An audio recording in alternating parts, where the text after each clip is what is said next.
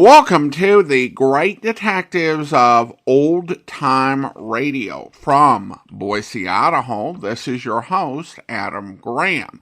In a moment, we're going to bring you this week's episode of Broadway's My Beat. But first, I do want to encourage you, if you enjoy the podcast, to please follow us using your favorite podcast software. Today's program is brought to you in part by the financial support of our listeners. You can support the show on a one-time basis by mailing a check to Adam Graham, P.O. Box 15913. That's P.O. Box 15913, Boise, Idaho 83715. And I want to thank Marzetta for supporting the podcast that way. You can also become one of our ongoing Patreon supporters for as little as $2 per month at patreon.greatdetectives.net. But here from February 17th, 1950 is the Dion Hartley murder case. Broadway's My Beat. From Times Square to Columbus Circle, the gaudiest, the most violent, the lonesomest mile in the world.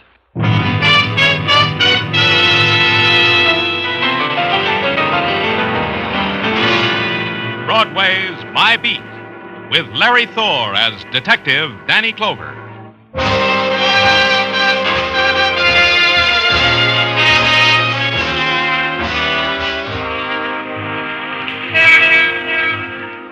Broadway, where the measured screaming of the spectaculars echoes into the wilderness of the night, and their cadence is the beat of a metallic and mechanical heart. This is the rhythm of the life you're assigned to on Broadway. There's nothing you can do about it. You challenge it with a whisper or a plea or a cry, and there's no one to hear it, because Broadway's ears are tuned only to the throb of the mechanical heart. It's Broadway, My Beat.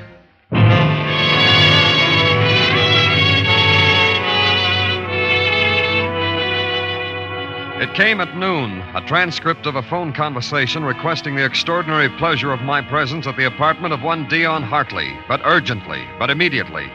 So I put my presence in a squad car, brought it to the apartment of Dion Hartley, and placed it therein.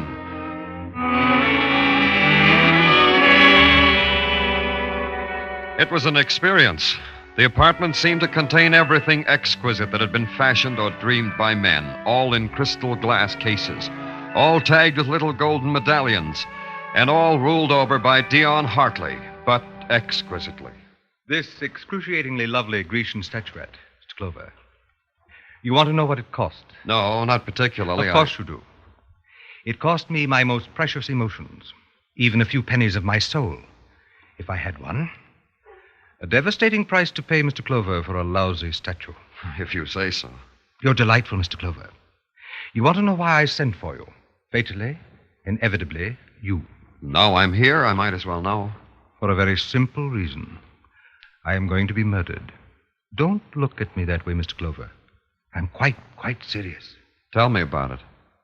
Look about you, Mr. Clover. My apartment, my possessions. All these reveal a man. Me. Dion Hartley. Satirist for the magazine Satire. Revealing, no? Up to a point. Exactly. Only to a point. You would not know, for example, that I am abysmally weary of all this, that all these are only toys, that I have played with them, caressed them, and quite had my fill of them. Up to here. So? So I have gone on to playing with other things, more variable, more thrilling, more impassioned. You're out of my depth, Mr. Hartley. Like what things? Like human emotions, to be exact. An exquisite hobby, Mr. Clover. Humans and their emotions. I get my kicks that way. That's the kind of man Dion Hartley is, huh? That he has become.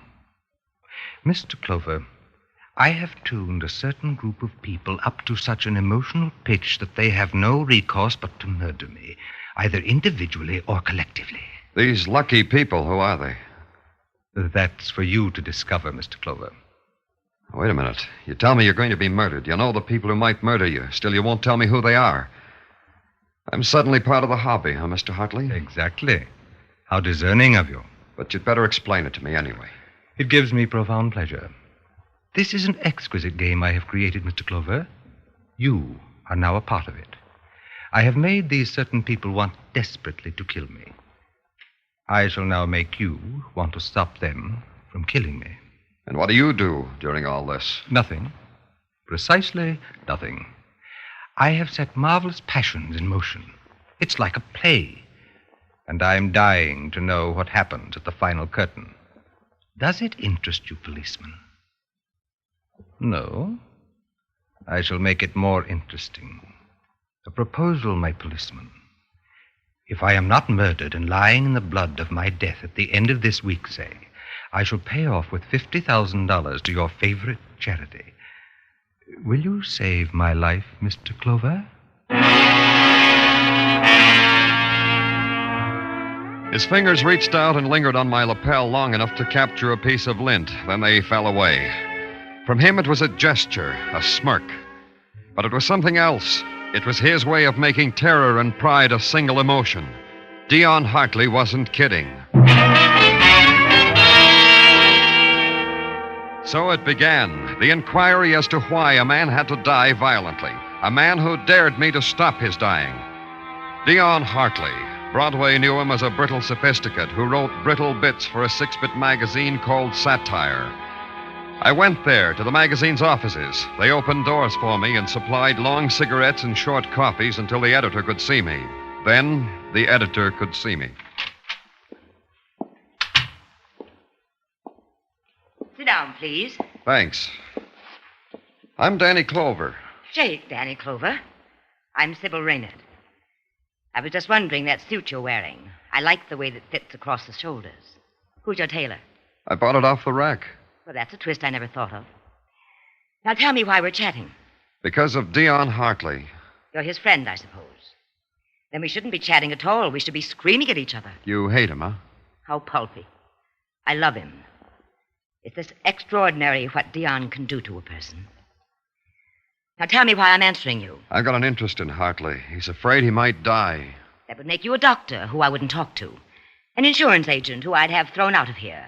A policeman who I wouldn't talk to, or... A friend of Dion's. A good friend. Oh. You too? Well, you never know. Welcome, Danny Clover. People want to kill him. What people? Me. I'd want to kill him. I said I loved him. On odd days of the week, starting with Tuesday, I hate him. You can follow me around and see if I'd kill him. I could do that. However, there's Camden. Yes, there is. The one in New Jersey, you mean? How pulpy can you get? I mean Camden Drake. Camden the writer. The Greenwich Village Camden. Camden Drake will kill Dion someday. You want to make a wager? I could make you a fine, interesting wager. Danny Clover.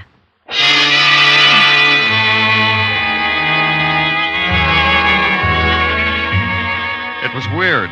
It made no sense. A policeman tracking down a crime that hadn't been committed. A crime wanted and willed by a man who knew its shape was his own death by murder, and who had called in a policeman to prevent it, if the policeman could. Any setup as insane as that takes special handling. So I handled it in a special way. Sybil Reynard had given me the cue. She wouldn't talk to a policeman, she said. So I stopped being a policeman. I became just the good friend of the good Dion Hartley, and then Dion's other good friends talked to me. Camden Drake was no exception. Dion sent you to me? Yes, Camden. Dion said you and I'd have a lot to talk about. Dion is never wrong. You're a writer, he said.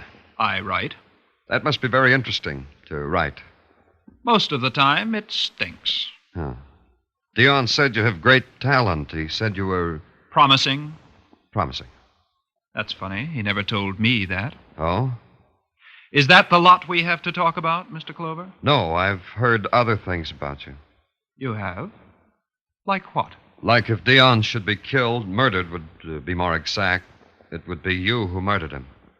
That makes for interesting talk. You don't want to know who told me that? Not especially. But that kind of talk could get back to Dion. It could even break up your friendship. Doesn't that bother you? No. And I'll tell you why, Mr. Clover. Because the friendship between Dion and me can't be destroyed by the ugly mouth of Sybil Reynard. You knew all the time, Camden. What's this, Camden? A manuscript you were working on? Yes, and put it down. You won't mind if I glance through it. Dion said... Put it down, I said. Put it down! Take it easy, Camden. It's not polite to slap friends of Dion. If you read a word of that manuscript, I'll kill you. It's that good, It's huh? only for Dion to see. Only for Dion! Do you hear me? Yeah, I hear you, Camden. But maybe Dion will never get to read it because he'll be dead. Because maybe you'll kill him before you finish it. Is that why he sent you here? Because he thought I'd kill him. Maybe. Oh, he's so wrong. So wrong. He's got it mixed up, that's all. He should know it's Joan. It can only be Joan. Joan? He didn't tell you about her? About Joan York? No. Then I'm telling you. Go talk to her, Dion's friend. Ask her why she wants to kill him. I'll do that, Camden. Where do I find Joan? In Gramercy Park. 1712 Gramercy Park. Well, it's been a nice talk, Mr. Clover. Promise me you'll never come back.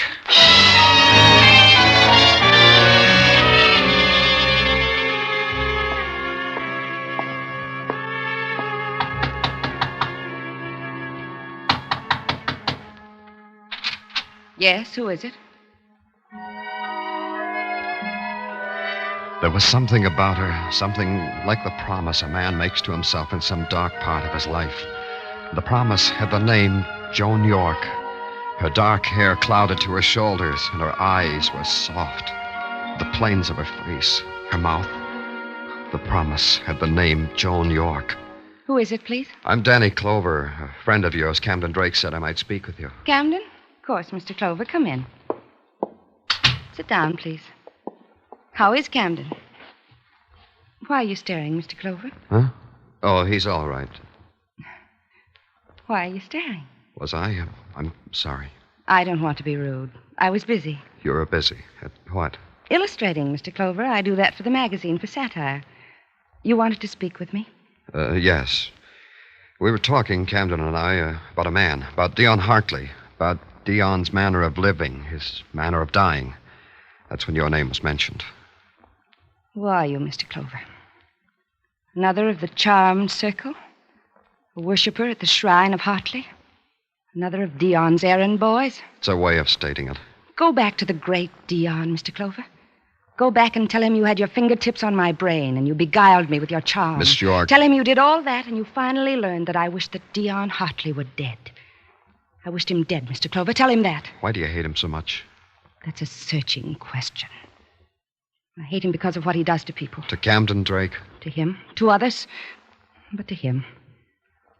I don't want Camden to disintegrate. To be a friend to Dion Hartley is to sow the seed of your own destruction. But you know that already. I know. Then you know the disenchantment that Hartley causes. Hartley sneers at the world and passes it on to all who touch him. That's death to a talent like Camden's. And you'd wish Hartley dead for that? I've already told you that, Mr. Clover. Take it back to your Mr. Hartley. Sit by his feet and look up at him, adoring, and tell him I said so. You'd better go now, Mr. Clover.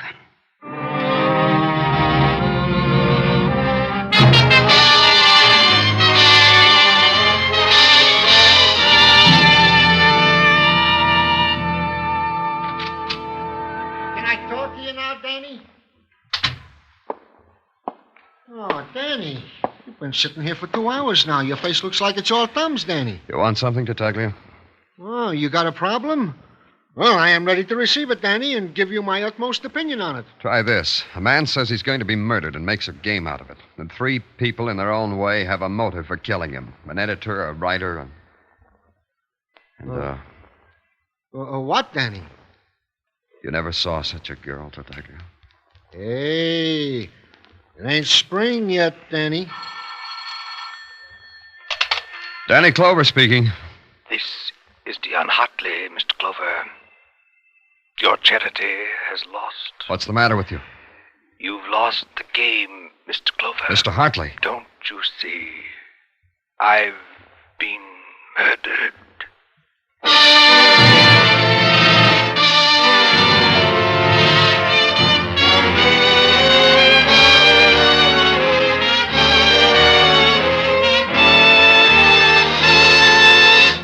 You are listening to Broadway's My Beat, written by Morton Fine and David Friedkin, and starring Larry Thor as Detective Danny Clover. Money, music, fun, and action. Whatever you want, CBS has it for you this Saturday night. Money, $53,000 in cash and prizes in Sing It Again's Phantom Voice Jackpot. Fun, a full measure with the Goldbergs, with Arthur Godfrey's Digest, with the campus kids of Young Love. Music, how can you beat that hour with Vaughn Monroe and Gene Autry? And action, you'll get it with Gangbusters. They're all heard every Saturday on most of these same CBS stations. So be listening.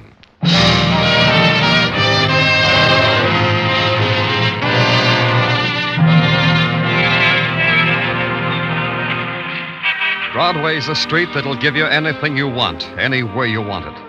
All you have to do is set your mind to it and be looking in the right direction at the right time. If you look one way, Broadway's liable to wink at you and nod its head. But look another way, you're liable to get a newspaper shoved in your face. That's so you'll see the headline up close. Dion Hartley shot to death. Then you keep on investing in later editions to find out what juicy set of circumstances made Dion Hartley a murder victim. It was my job to gouge out the facts. At headquarters, Sergeant Gino Tartaglia summed it up tersely. Oh, we got a murder mystery on our hands, Danny. You think so, huh? Yeah. And you would have nothing to worry about if he was just frisbeeing a button. Look, Tartaglia, I've got troubles enough. Huh? Well, what troubles? I haven't done this for a long time, Tartaglia. Passed myself off as something I'm not.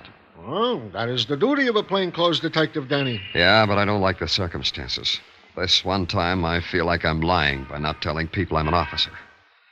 It's a feeling I don't care for. But, Danny, like I said, this is your duty. I don't understand, Danny. What people in particular do you feel like you're lying to? To a murderess, maybe. A girl named Joan York. Huh? Sounds funny, huh? Danny, you shouldn't let certain things blind you to other certain things. Sure. I'll wait till I'm a little older, huh? I guess it's like this. I've just got a strange idea Joan York's got the best reason for killing Hartley. I hate the idea. I'll see you, Tartaglia. I'm going someplace where I can get the whole thing out of my mind.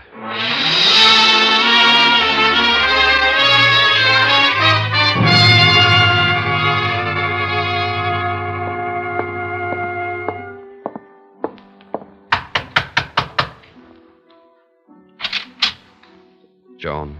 What is it? What do you want, Mr. Clover? I wanted to talk to someone whose wish came true. Mine came true. Dion is dead. Is that what you mean? That's part of it. And the rest? Tell me the rest, Mr. Clover. May I come in, Joan? I want you to. That music, it's... Lovely. Haunting. For you. Is it like that for you, Mr. Clover? Like that. But more like... Where's it coming from? Man in the apartment across the air shaft. He's a student. He plays like that 4 hours a day. 4 hours? To the minute. We can't let it stop us, can we? We have to talk about Dion's murder, you and I. Why do you say that? Because that's why you came here to me. Because you were Dion's friend. Because you were Dion's friend, you want to know if I killed him. There could be another reason. Joan, listen to me. Why do you do that, Mr. Clover? Was I doing something? You're different today. The way you say my name, it's gentle. Makes me want to run to you like a child. I didn't mean... No. Please don't be embarrassed. It's me. It's the way I talk. Words have no meaning unless they say what you mean. That makes it easier. You were right, Joan. I want to know if you killed Dion Hartley. I have to know. I have to. Listen to me, Joan. You wanted him dead. You had a motive. At least the police would call it motive. I hated Dion for destroying people I've loved. Is that motive for killing a man? Yes. A good one, don't you think, Mr. Clover? You tell me, Joan. I'll tell you. But not now. Not now. When? Later. Take me to dinner, Mr. Clover. The Casca. It's a little restaurant with music. Just down the street. 8 o'clock. Is that all right for you? 9 o'clock? I'll be there, Joan. Thank you, Mr. Clover.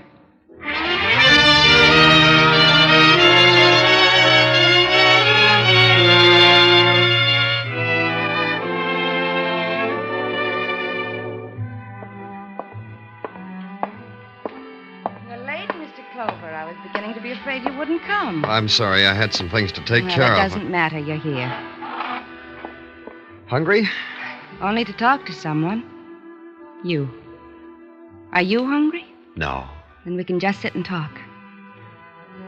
I've been thinking, Danny, What? What were you thinking? that we're very much alike, you and I. How, Joan? There's a kind of terrible loneliness in you. I know it. No, don't stop me. I know it's a loneliness. Because you couldn't understand so well all that's empty and lost and frightened in other people. I know nothing about you, Danny. How did you get so far along so fast? You're frightened, aren't you, Joan? No, not that. It's not the right word. Released. Free. Lonely. Are those the words? It depends. On what I may have done with my life? Or someone else's life? On that, Will you dance with me, Danny? I want to.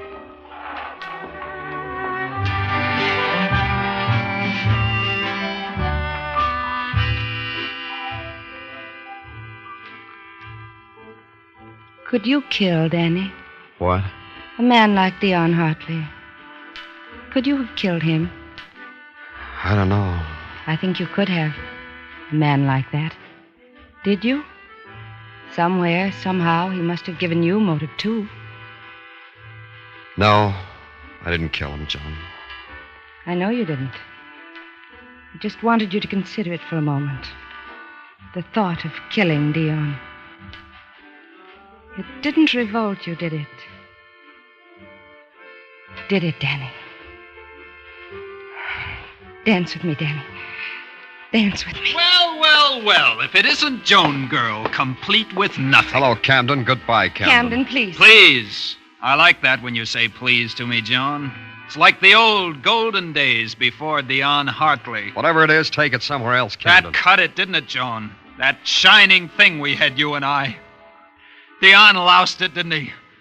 Didn't he, Joan? Yes. He made it rotten. He made it filthy. He made me want no part of you or of him. So you killed him, huh? You killed him! You killed the best thing that ever happened to me! You killed him! Take it easy, Camden. Take it easy. The people are... Take your hands off me! Take them off! Easy, kid. Easy. I told you! Maybe now you'll believe me. Yeah, that's twice now, Camden. I owe you something. Here, you two. Break it up. Break it up. What do you two bums want, all right? Hey, What's the matter, officer? You want something, officer? Keep away from me. But I said keep away. Okay, but it shall be as you wish. Are you coming quiet, or do I use this stick on you? All right, that's better. Come on.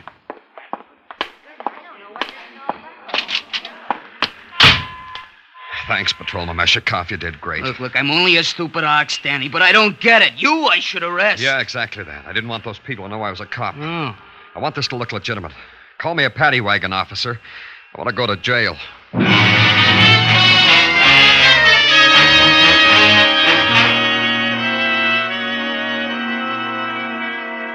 Hey, Danny! Hey, Danny, wait for me! What is it, Tartaglia? Well, word has it you got tangled up last night, Danny. Barroom brawl with a guy named Camden Drake. So? Well, I was just talking to Demchuk, the ambulance driver. He just brought in Camden Drake. Oh, no. Yeah, Danny. Shot. They found him in an alley off Bank Street in the village.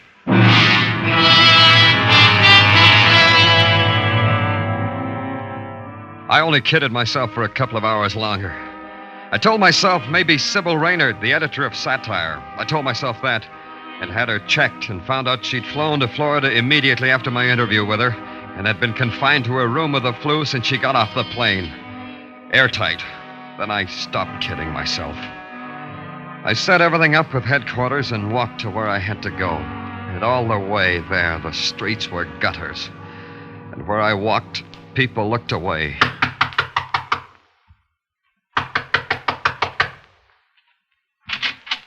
Danny. Come in, Danny. So early, Danny. It's hardly noon. You mind, Joan? Oh, you know I don't. Sit down. All right. Joan. Wait a minute, Danny. I'll fix some coffee. No, don't. No? Joan, Joan, after I was arrested last night... I went right home. Is that what you were going to ask me? Yes. Camden Drake's dead, Joan. He was shot dead. I don't believe you. He's dead. But who? It doesn't matter much, does it, Joan? Does it? Look, Danny, I'll get some... Wait, the door. Yes? Hiya, baby. Hiya, Johnny. Johnny, baby. Say hello, Johnny, baby. Come here. Danny! Take your hand off him. Hey, who you shot? Who is this guy, Johnny? Outside. I said outside. Danny! Danny, he's got a gun! Yeah.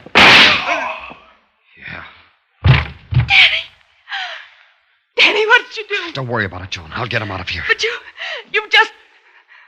He's dead, isn't he? Get away from him, Joan. You don't have to look at him. Look, listen to me. I'll get him out of here. This doesn't have to concern you at all. You understand that, don't you? Where will you go, Danny? I've got some money. Europe, maybe. I don't know. Take me with you. What? Take me, Danny. I just killed a man, Joan. You don't deserve to share that. Danny? You just stay here. I'll get rid of him. Danny, I killed Dion Hartley. Don't stare at me, Danny. Yes, I killed him. I think you knew that, didn't you, Danny? Now you know. Now it makes everything all right. You can take me with you, Danny, both of us. Joan. Yes, and Camden Drake, too. I killed him, Danny. Now you can take me, Danny. Now we've got two awful secrets we can share. It's better. Why? Why did you do it, Joan? I had to. I thought I was in love. In love with Camden. Dion was squeezing Camden's soul. I killed him. And the boy? It was easy. You heard Camden. He didn't want me. Camden knew what I'd done and said he was going to the police. It didn't matter after that. After you... Didn't you know, Joan? No. No what? I'm a policeman, Joan. Danny. Get up, Mugavin. You can get up now. Yeah. Okay, Danny. Danny! Danny, no! No! Danny, you! No!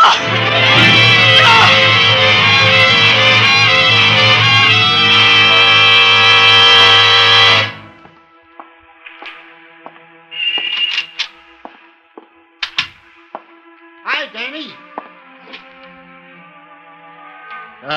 Nice morning, huh, Danny? I'd glad to run out and get you some coffee, if you'd like some coffee. Oh, Danny. Danny? These things. Sorry, Danny.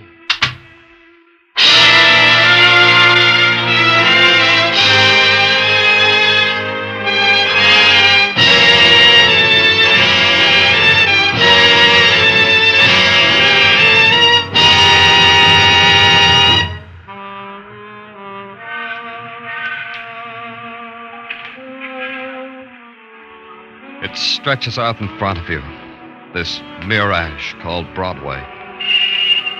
This street that offers you dreams, then laughs in your face. It's crowd and cruelty. It's sound and sorrow. It's fury and a teardrop. It's Broadway, the gaudiest, the most violent, the lonesomest mile in the world. Broadway, my beat.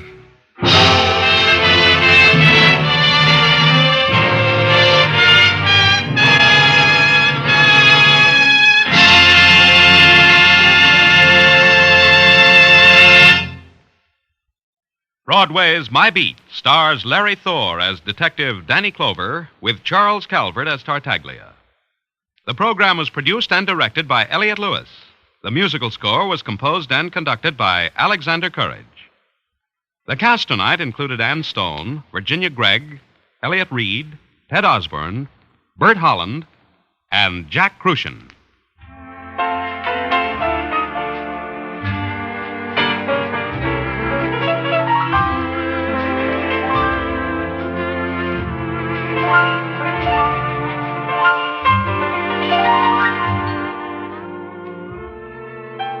America has always been known as the melting pot of the world.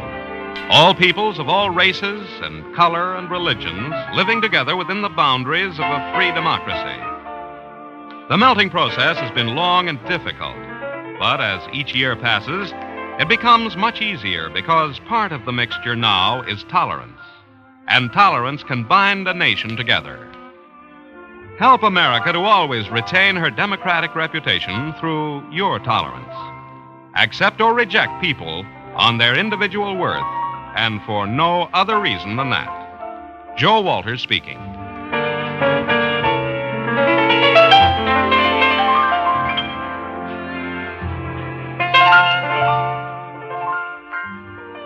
This is CBS, where you'll find Broadway is My Beat every Friday night. The Columbia Broadcasting System.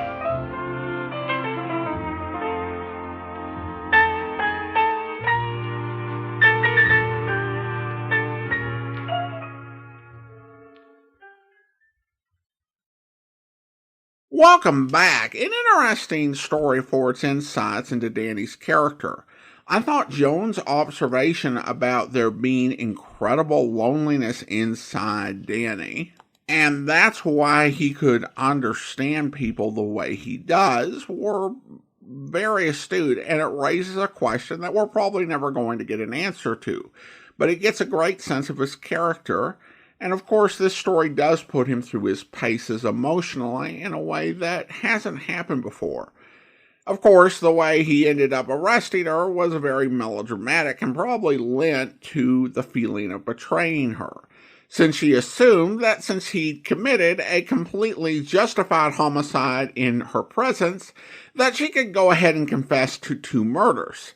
But maybe he acted that way because he assumed however he did it, he would feel like a betrayal and just decided to play it up to the maximum. The way Dion Hartley was played in this episode reminded me a little bit of the character Waldo Lydecker in Laura, although with a slightly different focus. I will say Hartley remained a true critic right up to the end, using his last breath not to leave a clue to who the killer was or to try to make peace, but to just let a subject know that he disappointed him and failed at the task. I think that if he'd had enough breath left, he would have threatened a 1-star review. Now, one theme of the story that I did find interesting, and it does go back to something Joan said, it was about the influence that Hartley had on people and how he changed them. And in many ways, Joan's statement is borne out by the episode, most ironically in her. And certainly Hartley thought he had this influence. And one thing it kind of had me wondering is the degree to which, in our modern sort of mass new media, which is often so very intimate, how much of an influence can that have over people's character and behavior? And I'm not certain the answer. I think that we all know to a degree that it often does have an influence in real life. But I'll just leave that as an open mystery to ponder, just as the whole source of Danny Clover's loneliness is. And I think that the episode does illustrate a big difference between modern writers and those who wrote back during this era, because there would often be details that would be brought up about a character, and it's not just radio, it could be really cross various mediums. A couple examples that come to me really quickly are Rocky Jordan, who couldn't go back to St. Louis, but we're never told exactly why.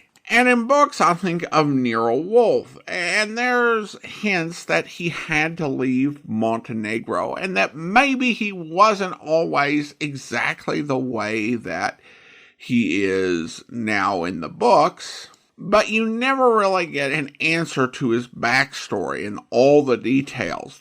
And the same is true of Rocky Jordan. Now, both the Rocky Jordan radio show and the Nero Wolfe mysteries would mine that mystery and maybe bring out a few details. Like on Rocky Jordan, occasionally someone who knew him in St. Louis shows up. And there were Nero Wolfe stories where people who knew him from Montenegro came, and there was even an entire novel called The Black Mountain where he and Archie Goodwin went back to Montenegro. But at the end of the book, there's still a lot of mystery and a lot we don't know. Modern writers will invariably answer that question. They'll explain it all.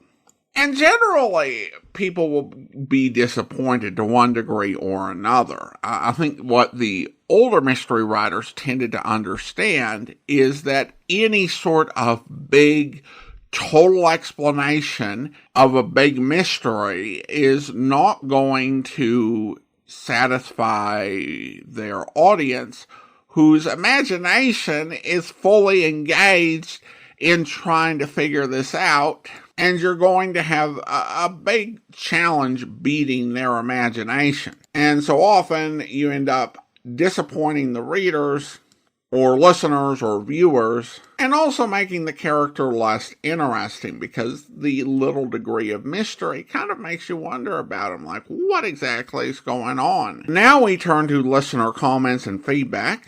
We start out with Marzetta, who writes, "Thanks for Johnny Dollar, Mr. and Mrs. North, The Falcon, and my introduction to Broadway's My Beat, one I had not heard." Well, thank you so much, and I'm so glad you've been enjoying the podcast and that we've been able to introduce you to Danny Clover. Speaking of which, I have a comment from YouTube where Mechanic6682 writes, "The only name more Irish than Clover would be Oak Clover or McClover." Well, I actually, the first few times that I'd heard Broadway's My Beat, I had not thought about the last name Clover having any particular ethnic root.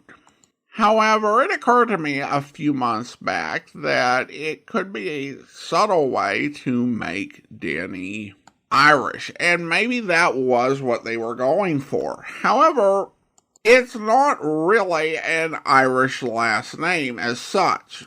It is a name that is much more common in Great Britain. In fact, there is a Clover coat of arms, and it is an English coat of arms. According to Ancestry.com, it's a variant of the last name Cleaver, which means that it would be plausible to write a Leave It to Beaver, Broadway's My Beat fanfic where Wally and the Beaver encounter an old cousin who was a New York City police officer.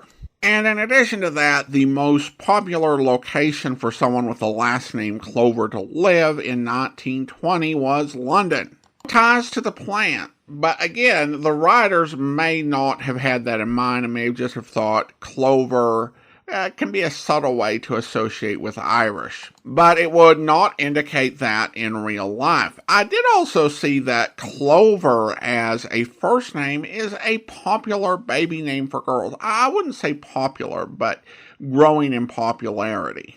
Now we turn to Instagram, where Bunnies and Books writes, "I started listening recently, and I'm obsessed with the noir descriptions of Broadway that bookend Broadway's My Beat."